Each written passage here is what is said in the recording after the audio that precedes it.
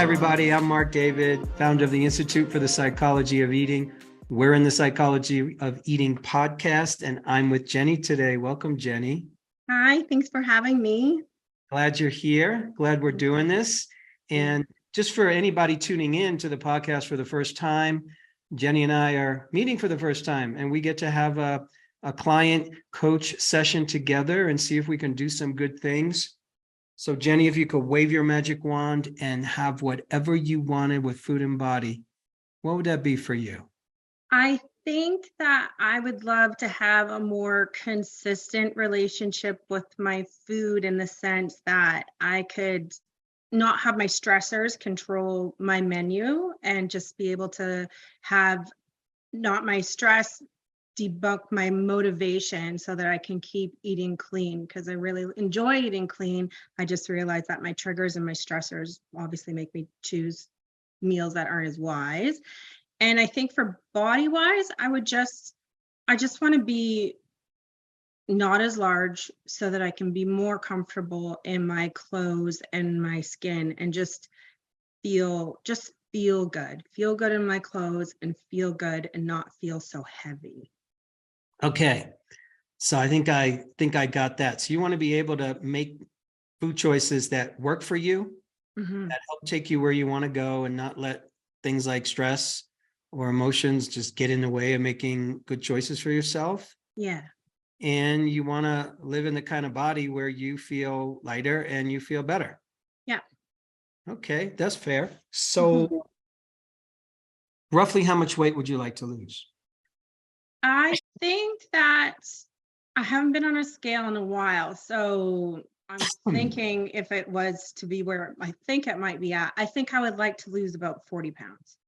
You'd like to lose 40 pounds. When was the last time you weighed 40 pounds less than you do now? Probably a decade ago when I got married on the beaches of Mexico. Okay. How old are you now? I'm 41. Do you have kids? I have two daughters, young daughters, 6 and 8. 6 and 8. So in your opinion, why do you think the weight came on? I think it was an accumulation of different events. So I quit smoking after I got married, which was a huge goal of mine, and I was successful. So 17 pounds came on very easily from that. And I think the shocker on how fast that happened probably really ignited my lack of trust with myself and my body. So I think it was kind of it was almost comical in the sense when it happened. So I was like, okay, wow, but I was still at a weight where it didn't, obviously it bothered me a little bit, but it wasn't horrific. I didn't feel horrific, and but still I was pushing 170 pounds probably at that point. And then I had got pregnant and I was probably 204 pounds in my pregnancy. And I remember my midwives and, just being very skeptical of my weight. So it was again, oh, wow, this is a really large amount. I dropped some after that pregnancy. I got pregnant again, went back up, dropped some again. And then I think just life got really stressful and it started to kind of crawl back in again. And I also had I had a near-death experience. I had a fallopian tube that burst from an ectopic pregnancy. So I almost died, and it kind of sparked a new path for awareness and enlightenment, which was really great. But at the same time, I realized that I had a lot of challenges and a lot of inner child work and a lot of things to kind of process through. So I think the processing a lot of emotions and things that I had, wounds that I had deep down that I was, not dealing with, also added to probably the bad food choices and everything while trying to deal with those emotions. And it probably kept me grounded and feeling safe, I think, on some levels, that excess weight, a protection sort of thing. Yeah, that's a lot. That's yeah. a lot. So I'm going to circle back to some of the things you just shared, but I want to ask a question. So the last time you weighed 40 pounds less was, right around the time you got married. Before that, what was your experience with your weight and with food? Actually, I just have to say, like, you are so amazing, because I think it was a random night that was a sleepless night, and I had found you on the internet and was listening to, one of your things, and it really made me dive into some of those questions about what my experience was. I never really knew what my food story was. I don't think I had really dove into that. I had done a lot of work with my healing and, every other aspect of my life. And I don't think I really realized a lot of my triggers from my childhood. So I think I was a chubbier kid, and just naturally was. I was told I was just naturally chubby, but I think some of the nicknames my family had given me was Jumbo Jenny, and they thought it was funny, but that stuff really sits with you. And my parents got divorced. I think I probably put on more weight after that. And I'm not sure if it was necessarily because maybe I was eating to feel better, or if that was just like our diet at the time with busy parents and busy lives.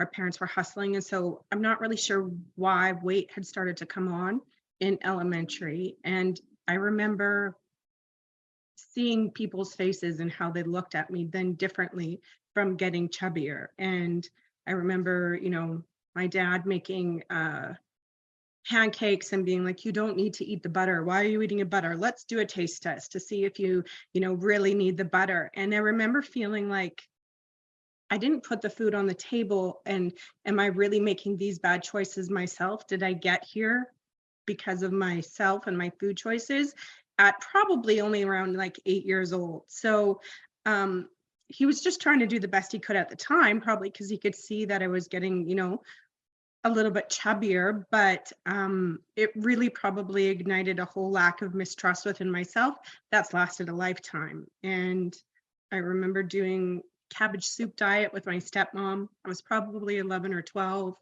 And I think that stuff, I didn't realize how much it had affected me later on. So I fluctuated in weight, and probably in high school was really determined to lose a lot of my weight, and I did.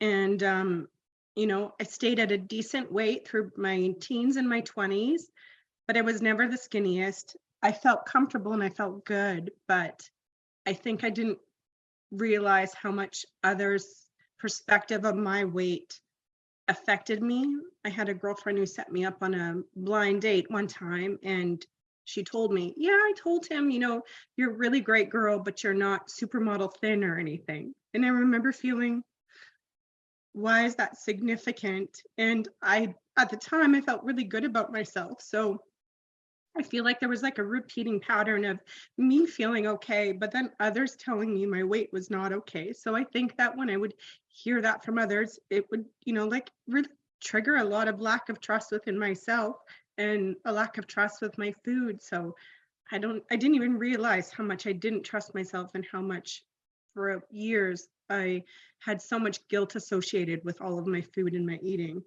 I didn't recognize it. So Thanks for sharing so honestly about that. And as difficult as it feels right now, you're in a good place. Yeah.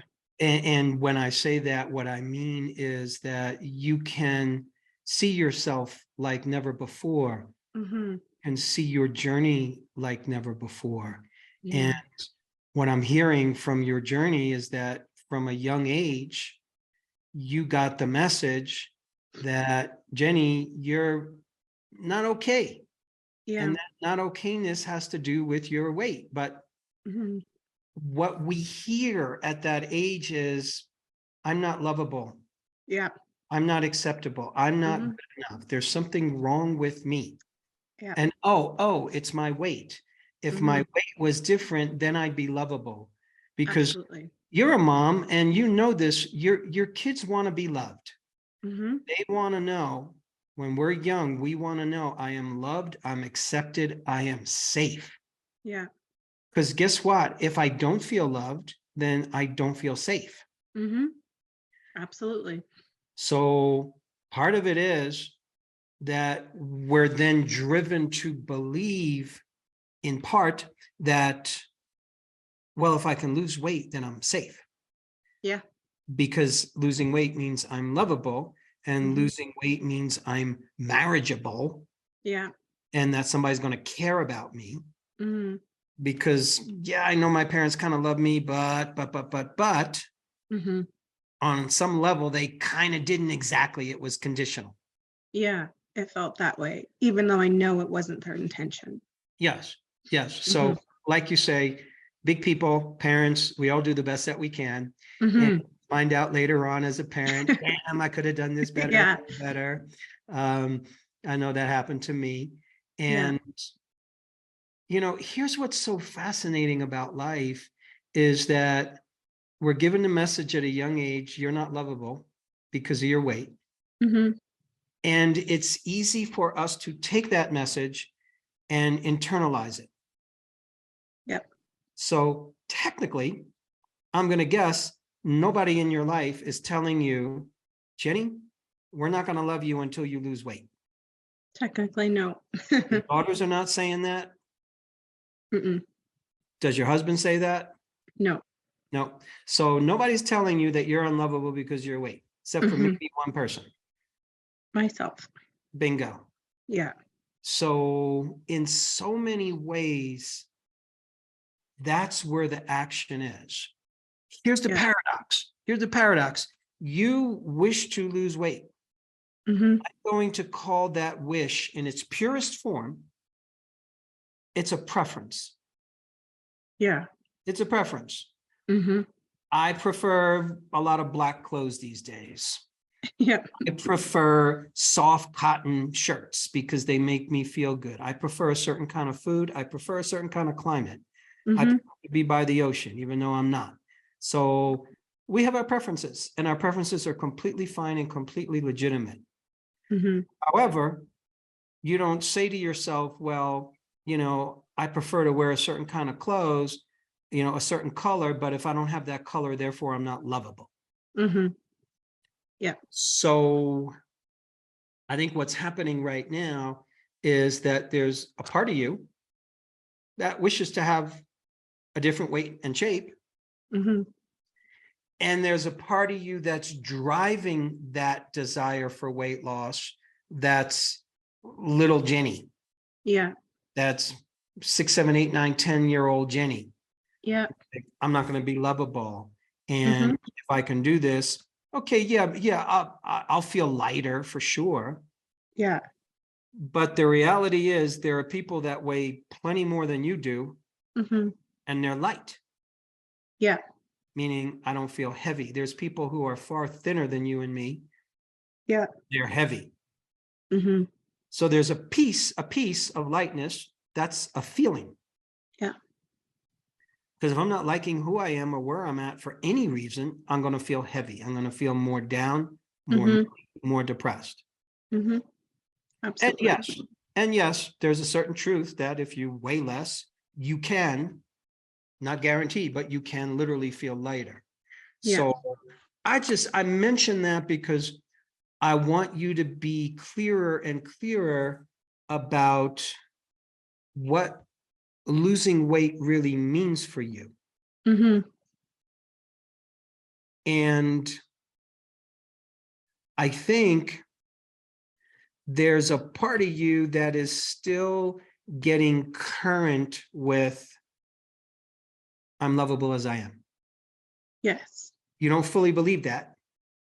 No, I'm working on it. Yes. Yeah. So that I think is where the real action is. If Mhm. here's the challenge, if you make your lovability, your Jenny's lovability to Jenny, I will love myself when I lose Mhm. weight. If you make your lovability of yourself conditional on that, wowzer, that's a lot Yes. of pressure. Mhm. That's the same pressure you had when you were a kid. Like, how do I do this? Okay, cabbage soup Yeah. diet. Okay, Yeah. whatever I got to do, I'm going to do it because our core value is to be loved. Yeah. So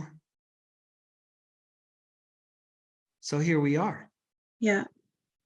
And I find um even when I get to a place where I think that I feel good and am good. We went to Mexico in the fall, and had to buy a larger bathing suit. It was a whole thing. And, I had stopped yo-yo dieting because I was doing that after my second pregnancy, which got me probably even worse than where I was. And I realized that was a horrible decision. So I wasn't going to make the decision that we are going to Mexico and I must lose, 15 or 20 pounds before we go. And I said, my goal before I go to Mexico is just to fully accept my body before I get there so that I can feel good regardless of the weight that I'm at. And I did great. I remember being in a bathing suit and walking around with confidence and feeling really awesome. And I felt good for you, like you will shed the weight when you feel the love for yourself. And I ultimately know that, and I would feel great. But often what derails me is seeing a picture of myself. And then all of a sudden I see basically like fat Jenny. It's not what I see in the mirror. So what I see in the mirror on a daily basis is decent. It's like acceptable, and I can love that. And then I feel like when I get like a third party's perspective in like a photo or something, I'm shocked at what I look like. It has like no resemblance to what I see in the mirror. And so when I see that, I feel then it derails my journey, and probably like my false sense of self-love deteriorates a little bit at that time. And then I repeat this pattern of probably then making bad choices and, not doing so well. So my motivation and any success that I probably would have had at that time, then I kind of go backwards. And I've seen that happen repeatedly. So it is a pattern that I have there. I'm so glad that you noticed that pattern. So Mm-hmm. something triggers you to not feel good about yourself. And Mm-hmm. everybody has different triggers for that. Yeah. Particularly when it comes to weight. It could be looking at some other picture of another person on social media Mm-hmm. that we think is hotter than us. Yeah. Whatever the trigger is. So your trigger is, I see a photo of me and that takes me to the bad place. That takes me to the place called, oh my God, this is terrible. Yeah. And in that moment, when we feel terrible about ourselves, we go to believe it or not, the best place we know how to go to soothe the feelings called, I don't love myself, Mm-hmm. which weirdly enough is with food. Yeah. So what happens when we're young is that we get a major mixed message. You got a major mixed message. On the one hand, you get the message from the time you arrive on planet Earth that food is good, because it is. Mm-hmm. It is. There was a point in your life where food was good. Yeah. There was a point in your life when you were getting the bottle or the breast, and this is good. Mm-hmm. And there was a point in your life it was all good because it tastes good, and when it tastes good, it feels good, and you feel great. So food is good. Yeah. But then we start to get the message, oh no, wait a second, food is not good because food is the stuff that makes you fat, and fat is the stuff that makes you unlovable and Mm-hmm. unacceptable to everybody. Yeah. So, but food is the thing that makes me feel good that I turn to when my emotions are down. Mm-hmm. So it's an interesting conundrum. Mm-hmm. And I think on a very practical level, you know what triggers you. Yeah. And here's what I would consider practicing. I'm going to make some suggestions, and you see what sounds interesting to you. Okay. One suggestion is to create an experience where you're going to look at pictures of yourself. Mm-hmm. Like, you're going to do this. Okay. And you just put on some nice music in the background, light a candle. Mm-hmm. And if you have a good friend who can be there with you, or if your husband is the kind of person who can be supportive of that, or if you just need to do it by yourself, and you're going to look at pictures of you and notice what comes up. Mm-hmm. I feel like crying already. Yeah. But yeah. And see if you can be with that. See if you can Mm-hmm. be with yourself. I love that. Yeah. And just keep being with yourself, because if one of your little girls is upset and she's Mhm. crying, you're not going to just throw her into a room and say, get over it. No. You're going to be with her. You're going to be with her, and you're going to love her through her sadness. You're going to love her through her crying. You're going to love Yeah. her until she's able to calm down and be present with you. Absolutely. Yes. So this is you learning how to remother yourself, how to reparent yourself, because Yeah. the person that's crying, when you see those pictures, I'm going to suggest is little Jenny. Yeah, totally. She'd cry because this sucks.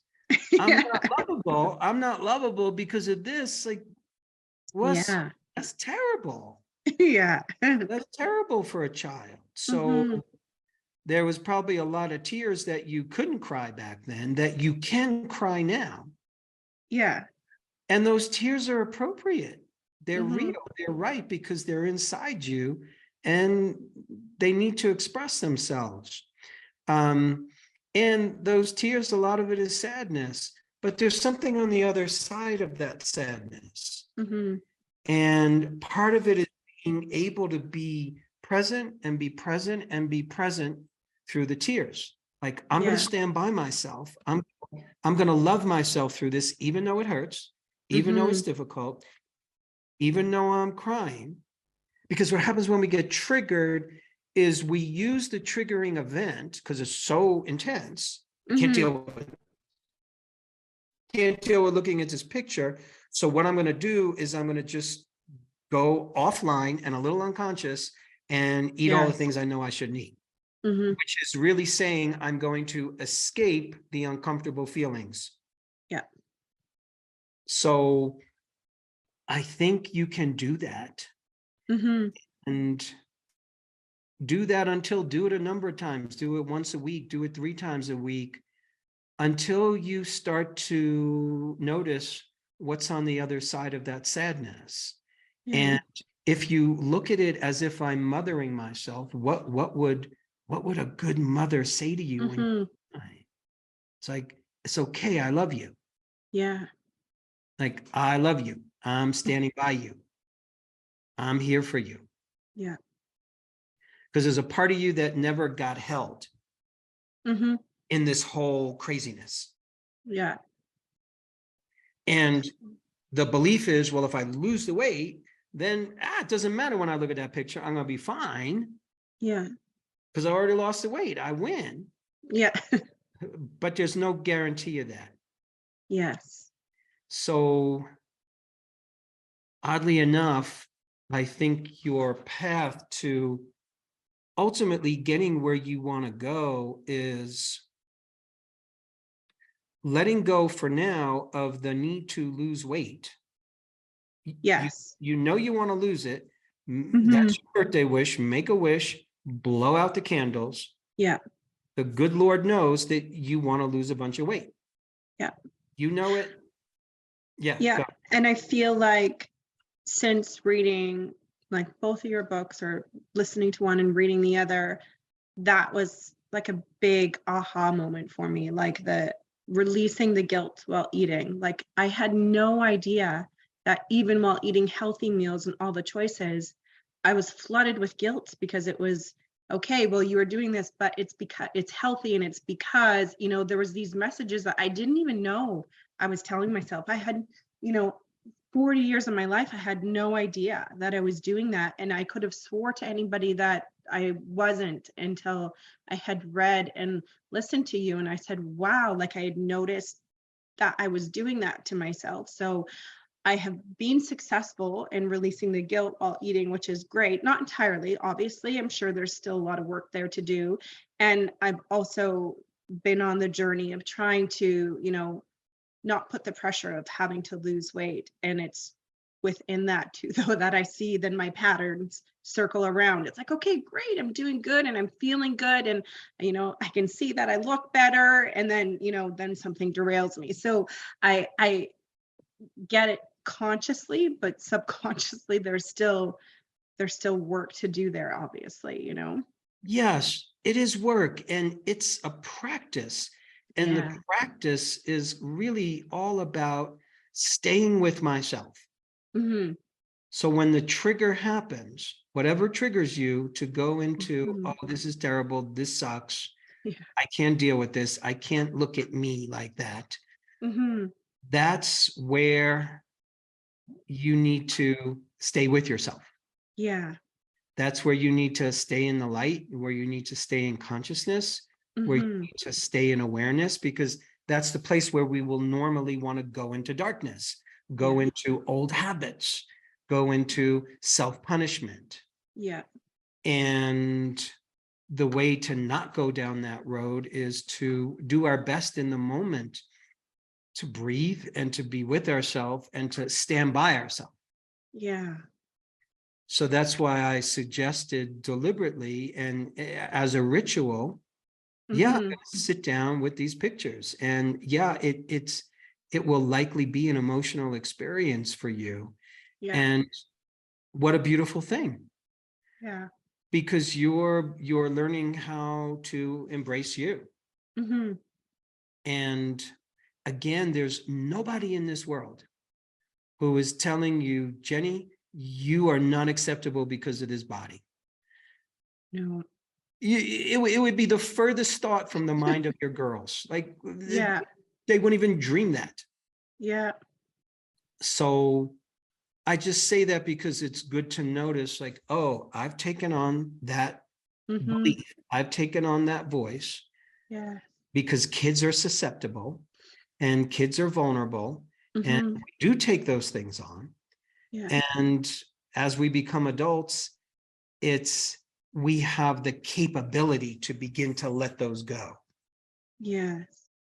So the challenge is we think losing weight is going to solve it, Hmm. but it hasn't solved it for you. No. Repeatedly. So that's why we Yeah. put weight loss on the back burner for now and Hmm. focus on getting to the root of what's Yeah. going on, which is you learning to stand by yourself Hmm. and you learning to love yourself, even though I'm not approving of my picture right now, even though Yeah. this is not my preference. Yeah. It's not your preference to look Hmm. like that. That's fine, Yeah. but it's not a crime, and Yes. it doesn't mean you're unlovable. And that feels so light, just you saying that. Like it's, you know, what a thought and what a belief to hold, like that just sounds so light and amazing. Yes, yes, Hmm. and it's claiming your freedom. Yeah. That's what's going to help you feel lighter. That's what's Yes. going to help you do good things for yourself when it comes to food, because you don't have to react Yes. to your own self-attack and Yeah. self-negative talk. Oh, I don't love that. I don't like that. I don't approve of that. I don't accept that. Hmm. And then be afraid of the repercussions that follow, because knowing they always do. So there's a lot of fear that happens when, like the triggers and the patterns set in. So I feel like with a little bit of love dissolves a little bit of the fear. Yes, exactly. Hmm. Hmm. Yeah. It feels so, it feels so simple, like I can see it and hear you. And, you know, I hope that I can, like work at that. But I do feel like the exercise of sitting with the pictures is something that definitely will trigger me to the nth degree. And I think I probably really need that, because Mhm. my daughters are 6 and 8, and I avoid taking family pictures at all costs. And so it would be really nice to look at a photo of myself and not feel horrified or, unlovable. So, Mhm. mhm. You might even try one time to look at pictures of yourself and have your two girls there. Let's look Yeah. at pictures. Look at mommy in Yeah. this picture. Doesn't mommy look pretty? Yeah. And see if you can see yourself through their eyes. Yeah. Because all My they're gonna, daughter loves my squishy tummy. And I'm like, oh Christ, they're so cute, at that age. And it's just really innocent and amazing. And I just wish that I could do that for myself too. well, you got to help. You can learn from them. You can just watch Yes. their innocence, because that was you at a certain age. There was a Mm-hmm. certain age where you had not been taught by the world yet that fat equals bad, fat equals unlovability. Yeah. I tell you, when I got into this work, at some point I realized, one time I heard somebody call my grandmother fat, and I was shocked. And I just like, oh my God, like what a terrible insult. Did you say that? And Yeah. and then I looked at my grandmother and they're like, oh my God, technically, like she's a Yeah. big woman, but I Yeah. never saw her as fat. There was so much love there. There was so much love. Just Yeah. never saw her that way. And when we use the F word, like, Yeah. oh, fat, she's fat, he's fat, there's there's a barb in there. Yes. There's a judgment in there. There's a shame in there. There's an attack Mm-hmm. in there. And it's Yeah. hard to even say the word to ourselves without Mm-hmm. hearing all of that. Yeah. So, and I also think, like, one of the greatest things, if not the greatest things you can do to help your girls have a healthy relationship with food and body is to model it for them. Yes. And I think that that is one of my ultimate goals. And perhaps that's where some of the pressure comes as well. I mean, I've had my older daughter throughout her years, notice that my body's different than other moms, and I've tried to explain, we're all different shapes and sizes. We don't use the F word in our house or the S word. So nobody's Mhm. fat or skinny. We don't talk about, body shapes and sizes. We don't describe people that way, and but she has noticed, how come at a very young age, how come other moms are, like, what, I'm not sure which word she would have used at the time, but that aren't the same size as you, mom, like how come you're bigger? And I remember feeling really deflated, going, oh, shoot, like I really want them to have a healthy relationship with, health and their body and food and life. And I really want to be that example for them.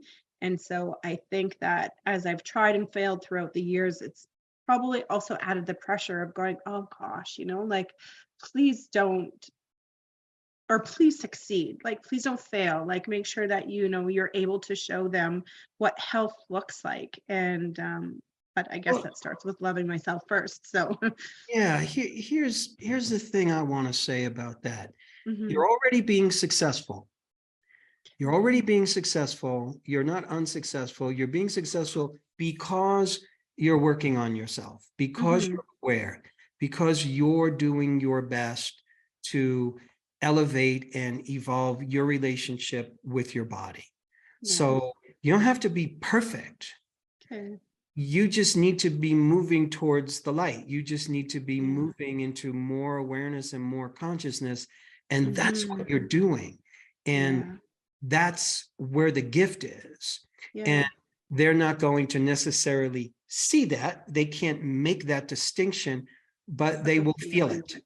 Yeah. They will feel it. And that's what's important, because at the end of the day, no matter what, all the good things you do at home, they're going to go to school, they're going to get on social media, they're going to hear all the nonsense of the world.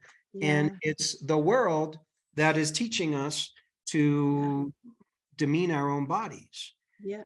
And so they're going to need the tools to deal with that, if they do need the tools to deal with that. And Yeah. it's hard to escape that. So here's mom, and she works on herself, and she's an aware woman, and she's conscious, Hmm. she's doing her best. And that's what's going to help them. because Yeah. they're going to need tools on their journeys, because there's always going to be something that making us not feel good about ourselves. Yeah. They can grow up with the perfect weight and the perfect shape, and there'll be something else. Yeah. That's the challenge. And the tool is always, using my challenge as an opportunity to grow. Yes. So all that to say is you haven't failed, you're not doing anything wrong, and you can take the pressure off because you're a work in progress. Yeah. Just like everybody else.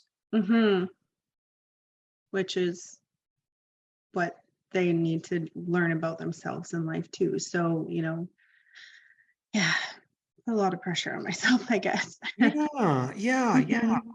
So we're taking the pressure off you to be the perfect example to your daughters. We're taking the pressure off to lose weight so you can feel better about yourself. And maybe some invisible committee in your head can feel better. Yeah. So that's what we want to remove. That's the real thing you want to lose. Yeah. Yeah, you want to lose weight, but I need to lose the committee. I love that. yes. At the very least, we want to decommission the committee. We want to take away their airtime. We want to take away their power. And if they want to babble every once in a while, you notice the voice. Yeah. Because those voices, I don't think they ever go away. I think what happens is we just downsize those voices. Yeah. So instead of letting it run the show, you just like, there they are. Yeah.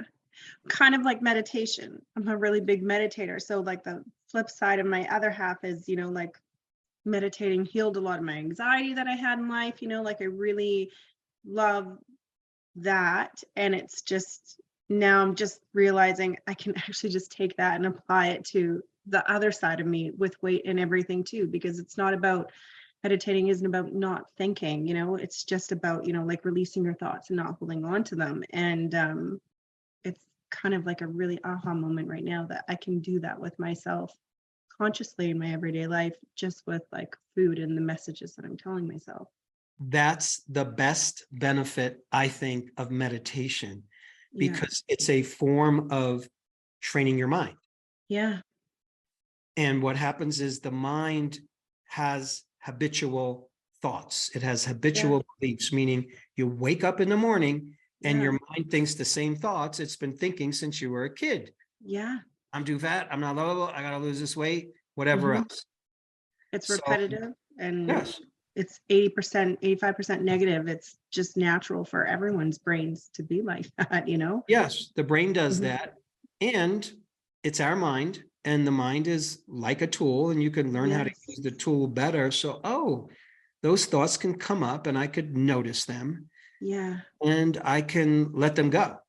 Yeah. And it's a practice like anything else. The more you play at it, the more you practice it, the better you get. You're not going to be perfect at it. No.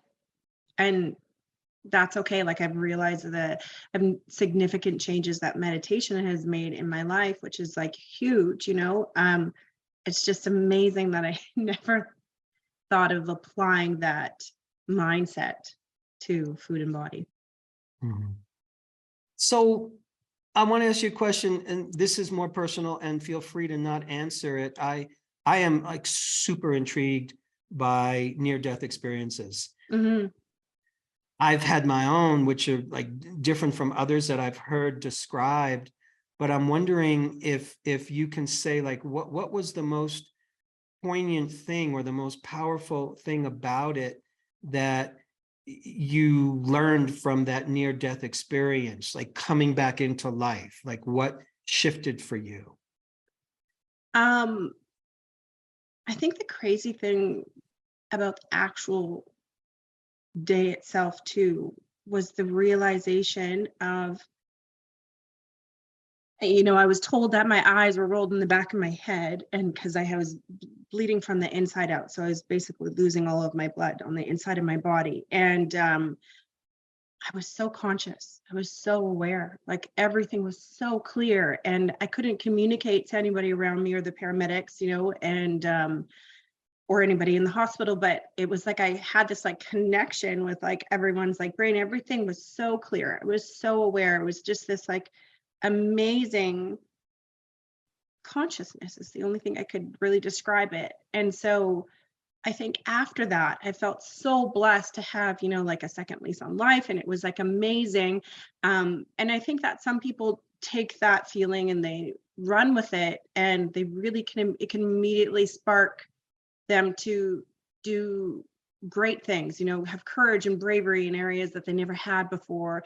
For me, it was, there was also like a huge sense of guilt and shame that had followed it, because I felt like, why am I not feeling that way? Why am I not being hugely successful now? I have this amazing second lease on life, and why am I not, like feeling that way? But it was, again, now hindsight, realizing that sparked a journey to go more inward. So all of that consciousness and awareness, I saw the world differently, like the trees, everything, just, it was differently. It was like, like being hit with an enlightenment stick. But then I realized that I'm not really enlightened right now, but I, like through work and through, like my amazing counselor, she said, like enlightenment isn't a single event, it is a journey. And so there's like the Unalome symbol, which it like kind of signifies, like enlightenment at the top of it. And the symbol itself kind of goes back and forth like this. And it's kind of about like the chaos of life, of like, the chaos and then bliss, and chaos and bliss. And then ultimately maybe you get to like enlightenment and bliss up here. But I had to really kind of come to terms with the fact that, like life is messy, and that's okay. And you can still be amazing, conscious and aware. And then it may really get messy. So like that back and forth of like imperfection. And I think from having that experience, it really allowed me to see that all much clearer. What a beautiful thing. That's your unique journey. Mm-hmm. And it sounds like you're learning how to let go of some of your perfectionism, Yeah. and some of your beliefs that it has to look like this. So Mm-hmm. I have to come out of this experience and be this supercharged, powerful person who has no problems and no issues. Yeah. And yeah, that's all extra weight that we don't need to carry. Yeah. When we let go of those kind of optional burdens, Yeah. you get lighter. And yeah. Like, it's funny you say that, because it just makes me think that, oh yeah, I really think that I didn't even almost die properly, like I just didn't even do that well, Wow, so that's so it's, funny. kind of, entertaining that way, That's so funny. right? Well, Jenny, I think this has been a great conversation. I Yeah, really hope it was good for you and it useful. was And helpful. amazing. Yeah, I'm Um, really appreciative of you and your wisdom. I just wanted to say too that I wish the whole world could hear your voice. I really do, because I feel like you have such a wisdom and such a way of connecting with people in order to be able to, see them. I think that, like your wisdom and your knowledge that you have is one part of it, but the other part is, you're kind of like an intuitive empath to people, like, like you can see right into, like their souls. And it's a really unique gift that you have, matching your knowledge and your wisdom. So I just any chance I get, I'm always, Marc David, because I just feel like the whole world needs to hear your voice. And I'm really grateful that I've heard it. And I'm so appreciative that you had me on today too. Thank you so much, Jenny. I really appreciate the compliment, and I appreciate spreading the word for sure. Thank you so much. It's been an honor. Thank you. All Thank right. you too. I appreciate it. And take care, everybody. Hey friends, we're so happy that you've joined us for another episode of The Psychology of Eating with Marc David. Are you loving these episodes? Then simply subscribe and you'll never miss an episode again. We'd also love it if you'd leave us a comment below so we can hear more about your own journey with food and body. And if you're curious about what we offer at the Institute for the Psychology of Eating, including our internationally acclaimed coach certification training that's rooted in dynamic eating psychology and mind-body nutrition, please head on over to our website, psychologyofeating.com. Until next time, take care. And remember, having the body you want starts with loving the body you have.